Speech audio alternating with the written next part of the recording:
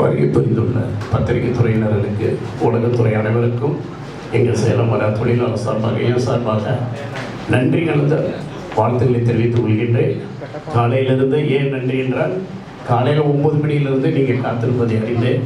மிக்க மகிழ்ச்சி எனக்கு இருந்தாலும் உங்களை காக்க வைத்ததுக்காக மிக வருத்தத்தோடு தெரிவித்துக் கொள்கின்றேன். இந்த காலேஜை பற்றி நான் சொல்வதை விட ராஜீவ்காந்தி காலேஜுடைய உரிமையாளர் அம்பண்ணன் எங்களுடைய மூர்த்தி சார் வந்திருக்காரு, அவர் விளக்கமாக விளக்கிடுவார். எனக்கு இப்போ கேள்விப்பதியில் இருக்குமா? Last okay. அப்போ கேள்விப்பதில் அவர் காலேஜில் என்னென்ன செக்ஷன்ஸ்லாம் இருக்குது, என்னென்ன மாதிரிலாம் பண்ணியிருக்காங்கிறது சார் உங்களுக்கு விளக்கமாக சொல்லுவாங்க.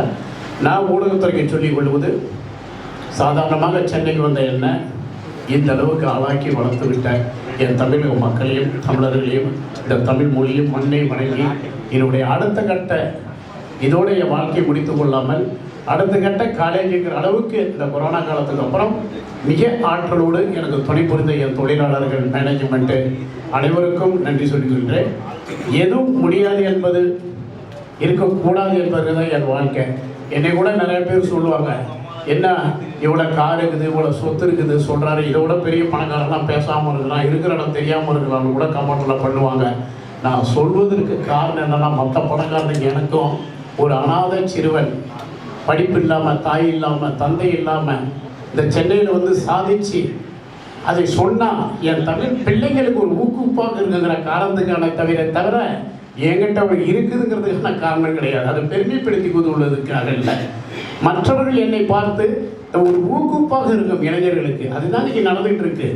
எத்தனை இளைஞர்கள் அடுத்த கட்டத்துக்கு நம்ம போகிறதுக்கும் வாழ்கிறதுக்கும் என்னைய ஒரு முன்னுதாரணமாக எடுத்துக்கொள்கிறேன். அந்த ஊக்குவிப்பாக தான் நான் உண்மையை சொல்லி கொண்டு இருக்கிறேன்.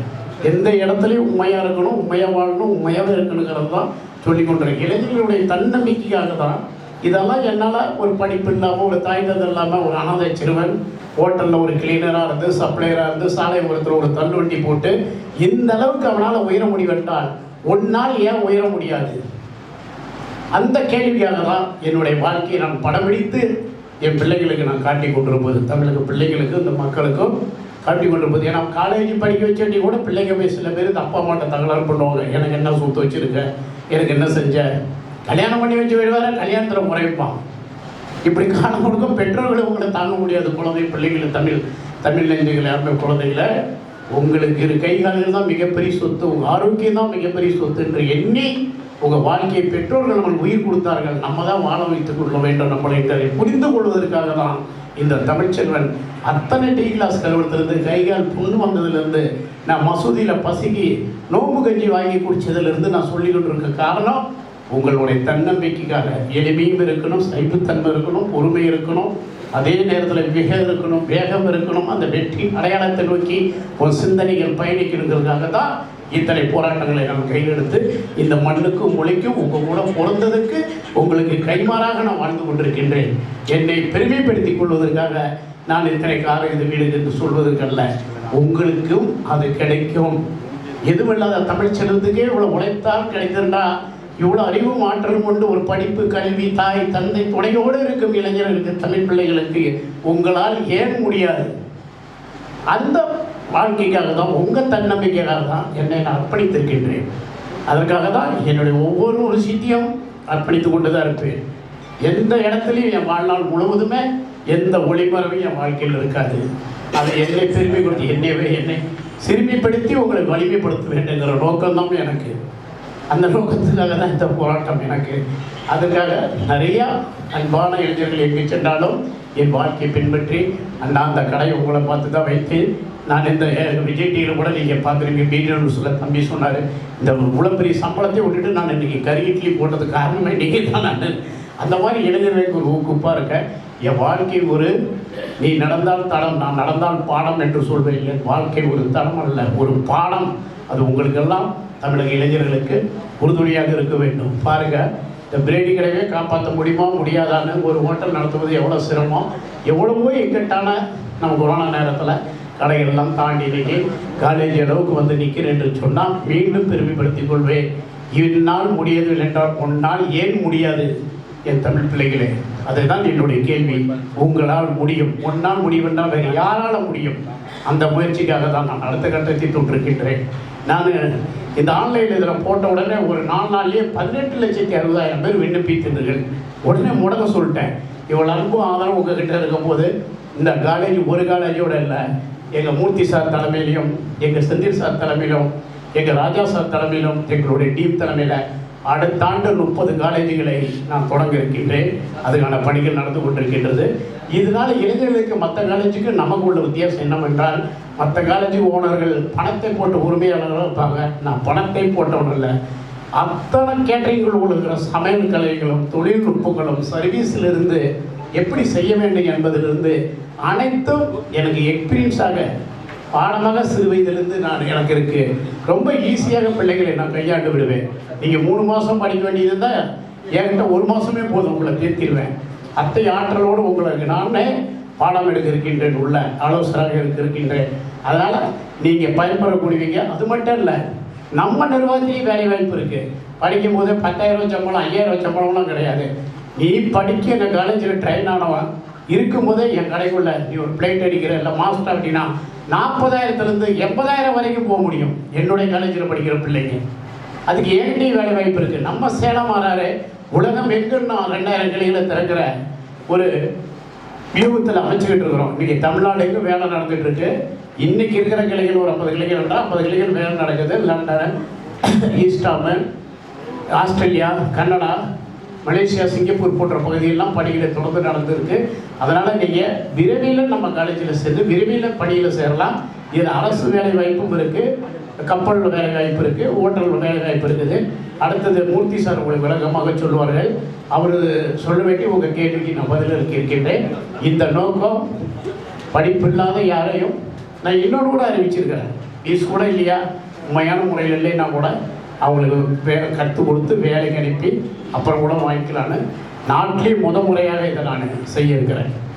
யாருமே நல்ல முறையில் பயன்படுத்திங்க, உண்மையாக இருக்க. நான் உதவுறையை என் உதவியை யாரும் கேலியாவோ கிண்டலாகவோ அப்படி எடுத்துக்கொள்ளாமல் மிக பொறுப்போடு அக்கறையோடு நன்றி உணர்வோடு அதை பயன்படுத்தி நீங்கள் வாழ வேண்டும். நீங்கள் வாழ்ந்தால் நம்ம மொழி வாழ்ந்தால் நாடு வாழும், நாடு வாழ்ந்தால் நம்ம பாரதம் வாழும் என்று சொல்லி அடுத்த கேள்விக்கு நான் உங்களுக்கு விடையளிக்கின்றேன். நன்றி, வணக்கம். அப்போ எனக்கு பற்றாக்குறை ஏற்படுது. நான் வெளிநாட்டில் எந்த கிளை எடுக்கிறவங்களும் சரி, வெளிமாநிலம் எடுக்கிறேன், அவங்க கேட்குற ஒரே கேள்வி தான், சார் ஆள் கொடுப்பீங்களா, சேலம்ல இருந்து லேபர் கிடைக்குமா? பணம் கூட எல்லாம் தயாராக இருக்கிறாங்க என்கிட்ட. எல்லாருக்கும் நிர்வாகம் தெரியல, பணம் இருக்குது, ஹோட்டல் நடத்த தெரியல. நானே சொல்லுவேன், ஹோட்டல் நடத்த தெரியாமல் ஒருத்தன் ஹோட்டல் நடத்தவே கூடாதுன்னு. அது தற்கொலைக்கு சமம்னு சொல்லுவேன். எப்படியாவது கொள்ளணும்னா வெட்ட வேண்டியதில்லை, ஒரு கடையை போட்டு கொடுத்தா அவனே செத்துருவான் தெரியாதவங்களுக்கு. அவ்வளோ டென்ஷனான ஒரு தொழில். எத்தனை பேர் தற்கொலைக்கு போயிருக்கிறாங்க, வெளியே தெரியாது, எனக்கு தெரியும். சேலம் மரம் நடத்திட்டு கூட அத்தனை கடைகளுமே அடுத்தவங்க நடத்துகிற கடை தான் நான் டெக்கோர் பண்ணி போர்டை மட்டும் மாற்றிட்டு நடத்திட்டு இருக்கிறேன். அதனால தான் ஒவ்வொரு கடை ஒவ்வொரு டிசைனில் இருக்க காரணம், அந்த நடத்த முடியாமல் விட்டுட்டு போன கடை எடுக்கிற வசதி எனக்கும் பேமெண்ட்டு கம்மியாக இருக்குது, அவங்களையும் காப்பாற்றிட்டுறேன்.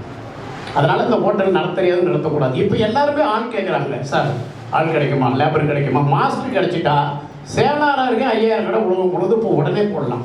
ஆட்கள் இல்லை உணவு தொழிலில். பிரியாணிங்கிறது நெருப்பில் நின்று மிஷின் கிடையாது. அது சில வெங்காயம் வெட்டுற மிஷின், தக்காளி வெட்டுற மிஷின் தான் தவிர தம்மு மசாலா அடித்து போடுவது ஒரு மனிதனால் தான் முடியும். அதனால தான் உலகம் எங்குமே பிரியாணி மட்டும் இருக்காது. மற்றது பீஸா ஈஸியாக கிடைச்சிடும், எல்லாம் ஃபுட்டு, கேக்கு கிடைக்கும், சாக்லேட் கிடைக்கும் ஃபாரினில். பிரியாணினா நம்ம ஆளுங்க விட்டால் வேறு யாராலையும் வெள்ளக்காரனாலும் போடவே முடியாது. ஆனால் அவ்வளோ ஹார்ட் ஒர்க்கான விஷயம் அது. அதை நம்ம கையில் எடுத்து நம்ம பிள்ளைங்களுக்கு கற்றுக் கொடுத்து வெளிநாட்டில் போய் நல்லபடியாக இருக்கட்டுமே. என்ன சொல்கிறீங்க? சொல்லுங்கள். வெளிநாட்டுக்கு போய் இங்கே இருக்கிற சம்பளத்தோடு உங்களுக்கு கூட கிடைக்கும் 1, கிளைகளை கேட்குறவங்களுக்கு ஆட்கள் கிடைக்கும் 2. நான் கற்றுந்த தொழில் இந்த சுவை நீங்கள் மட்டும் சாப்பிட்டுட்டு இருக்கிறத நாளைக்கு உங்கள் புள்ள சாப்பிட்ணும், உங்கள் பேரன் சாப்பிட்ணும், உங்கள் கொள்ளு பேரன் சாப்பிட்ணும். இதுதான் அதோடைய நோக்கம்.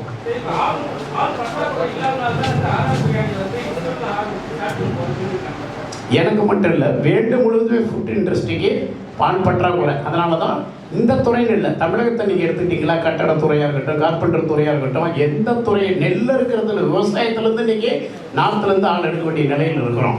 ஆள் பற்றாக்குறை தமிழகத்தில் மிகப்பெரிய இடத்துல இருக்குது.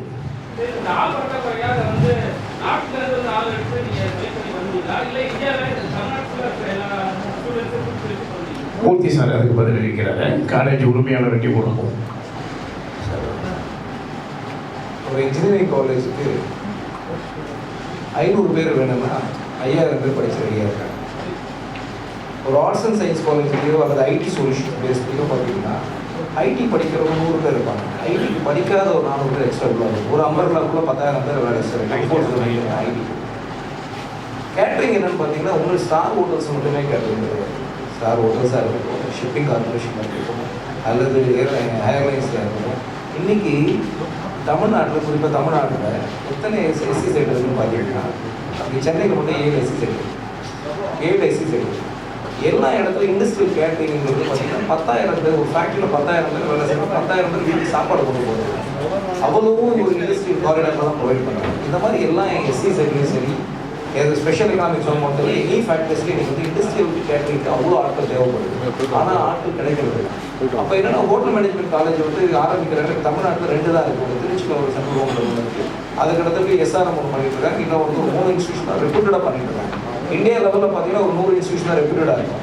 நிறைய வந்து ஹேம்லெட் குக்ராமங்களில் கூட வந்து சின்ன சின்னதாக வந்து பார்த்தீங்கன்னா வளர்த்துருப்பாங்க தவிர, ஆனால் இண்டஸ்ட்ரியல் நீடை வந்து கொடுக்குறேன்னா இங்கே கிடையாது. ஆக்சுவலாக you have very big demand. அதுதான் நான் சொன்னேன். படித்து முடிச்சு 2வது ரெஸ்யூம் கூட பிரிண்ட் ஆகிறது தவிர பிளேஸ்மெண்ட் எடுத்து கொடுத்து ரெடியாக இருக்காங்க. ஆட்கள் அவ்வளோ டிமாண்ட் இருக்குது. ஏன்னா மேக்ஸிமம் ஃபேக்ட்ரியில் வேலை செய்கிறவங்க வந்து எந்த துறையில் இருந்தாலும் நீங்கள் எல்லா இடத்துலையும் அவங்களே ஃபுட்டை ப்ரொவைட் பண்ணி 12 hours ஜாப் கொடுக்குறது. இல்லைன்னா எங்களுக்கு ஒர்க்மேன்ஷிப் அதிகமாக தேவைப்படுது. We need people for catering. அதனால தான் என்னென்னா அவங்களுக்கு பணம் இல்லைனாலும் படிக்க வைக்கலாம்னு சொல்கிறாங்க. ஏன்னா அவங்களுக்கு தேவைப்படுது.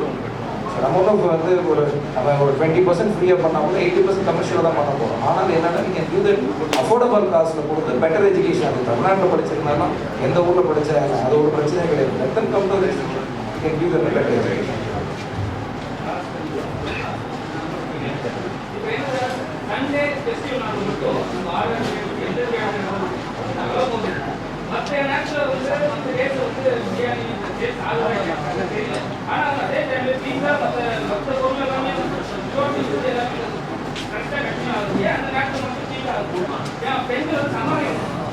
இல்லை அது இன்டர்நேஷனல் ஃபுல்லாகவே உலக அளவுலேயே சண்டேங்கிறது ஒரு நான்வெஜ்ஜுக்கான நாள். இது பிரியாணி மட்டும் இல்லை, டெக்டைல்ஸெல்லாம் இருக்கட்டும், எந்த தொழிலாக இருக்கட்டும், எந்த துறையாக இருந்தாலும் அரசு சார்ந்த துறைகளை விட்டுட்டு ப்ரைவேட்டில் இருக்கக்கூடிய அனைத்துமே அன்னைக்கு பீக்கில் தான் இருக்கும்.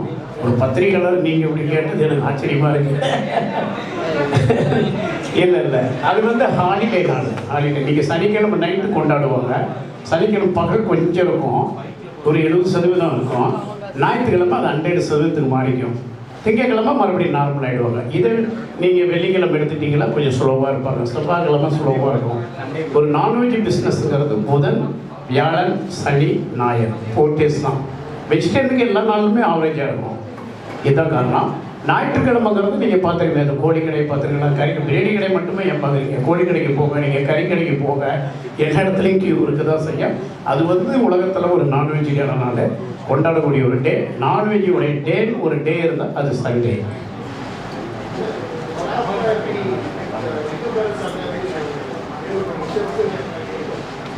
அதுக்கான சார் சொல்லுவாங்க.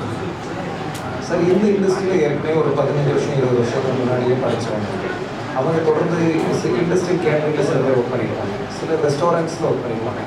சில வந்து ஸ்டார் ஹோட்டல்ஸில் வந்து பார்த்தீங்கன்னா கேட்டர் மேனேஜர் இந்த மாதிரி கேட்டர்ஸில் ஒர்க் பண்ணுவாங்க. ஸோ அவங்களுக்கு எல்லா டிவிஷன், அது ஃபுட் ப்ரொடக்ஷன் வந்து ஃபுட் சர்வீஸ் எல்லா டிவிஷனும் அவங்க பண்ணுவாங்க. டீச்சிங்லேயே பொதுவாக 15 வருஷம் இருக்கிறவங்க ஒரு 40 years வரைக்கும் பார்த்தீங்கன்னா இண்டஸ்ட்ரியில் வேலை பார்ப்பாங்க. 40 years மேலே வரும்போது ஆட்டோமேட்டிக் டீச்சிங் மேலே இன்ட்ரெஸ்ட் காட்டுவாங்க. ஏன்னா இந்த blood is coming to focus on teaching.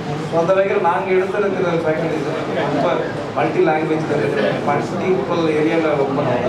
So really the international already 2005 அந்த கேப்டன் எல்லா யூனிவர்சிட்டிஸ்லையுமே ஒரு செகண்ட் டைமில் எல்லாமே ஒரு பீக்கு போயிடுச்சு. ஆக்சுவலாக நிறைய கேட்டரிங் காலேஜஸ் வந்து பார்த்தீங்கன்னா நிறையா தமிழ்நாடு முழுக்க ஓப்பன் பண்ணாங்க. பயங்கர பீக் ஆரம்பிச்சு. ஆனால் அதுக்கப்புறம் ஒரு ட்ராப் இருந்துச்சு. இப்போ நீங்கள் ஆரம்பிச்சிருக்கீங்க சேலம் கேட்டரிங் காலேஜ். அந்த கேட்டரிங் ரிலேட்டட் கோர்சஸ்க்கும் என்ன சிலபஸ் லெவலில் என்ன டிஃப்ரென்ஸ் இருக்குது, என்ன மாதிரியான infrastructure and education changes upgrade பண்ணி நீங்கள்?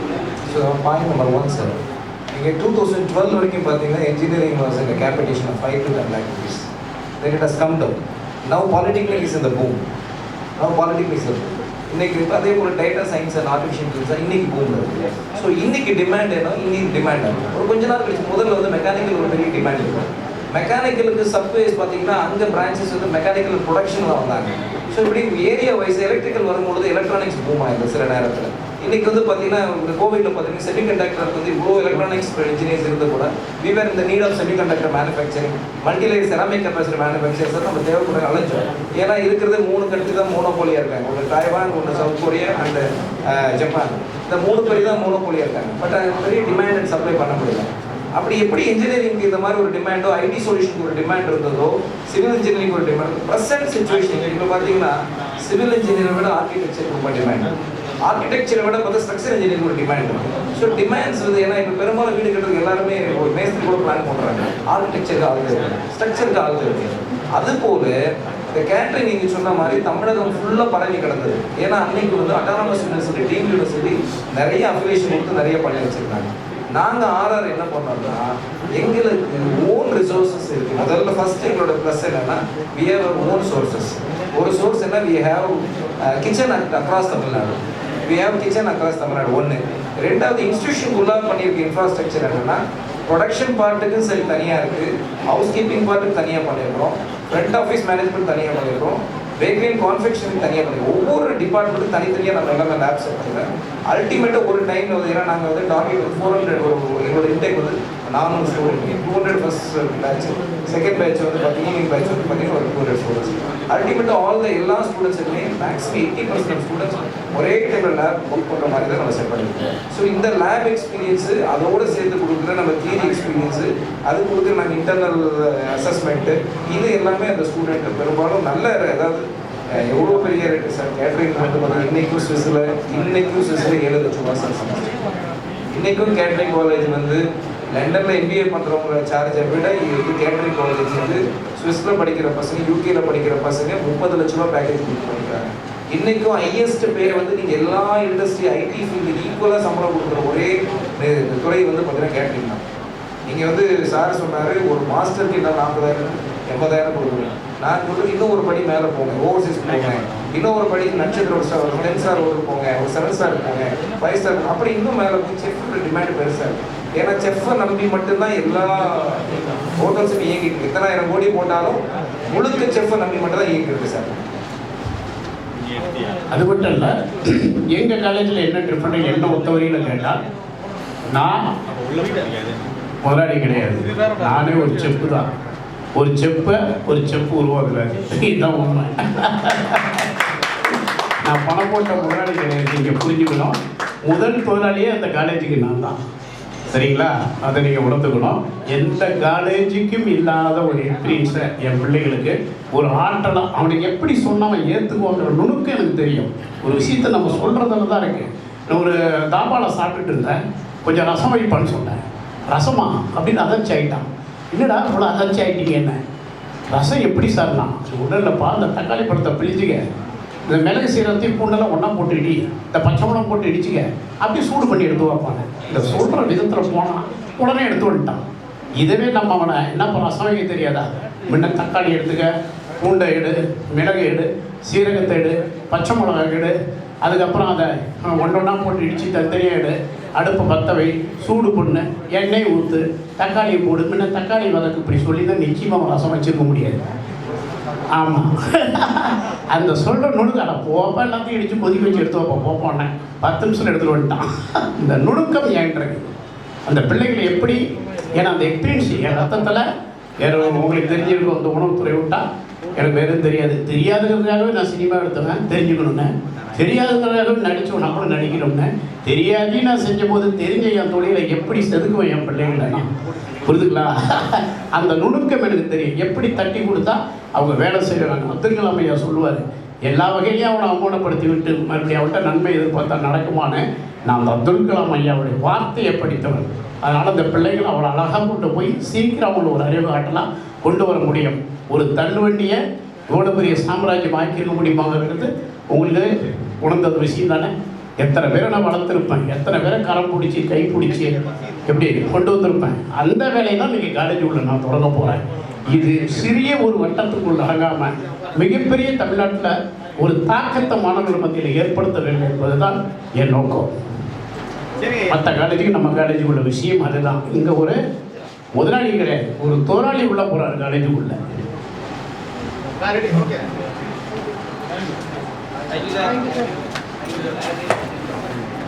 ஆமாம், பத்திரிகை நீங்கள் செய்ய வேண்டியது ஒன்று தான்.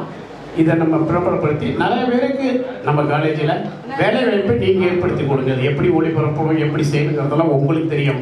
இது எப்படி எடிட்டிங் பண்ணல சிம்பிள், நமக்கு ரொம்ப வேண்டாம். காலேஜில் சேர்றதுக்கான வழிமுறை ஏற்படுத்தி எளிமைப்படுத்தி கொடுங்க பிள்ளைங்களுக்கு. மற்றபடி யாராருக்கு என்ன ரெக்கமெண்டோ அதெல்லாம் ஃபோன் நம்பர் இருக்கும். எல்லாருக்கும் நம்ம வேலை வாய்ப்பை தருவோம் அந்தந்த துறைக்கு. அந்த பணியை நீங்கள் சிறப்பாக கொஞ்சம் பிள்ளைகளுக்காக, உங்களுடைய பணி அதுதான். பத்திரிகை துறை தான் இந்தியாவின் தூண். அதுபோல் நீங்கள் அந்த வழிமுறையை எளிமைப்படுத்தி பிள்ளைகளை செய்வதற்கான எளிய முறைகளை நம்ம சேனல்கள் வழிநடத்த வேண்டும். ஊடகத்துறை. நன்றி.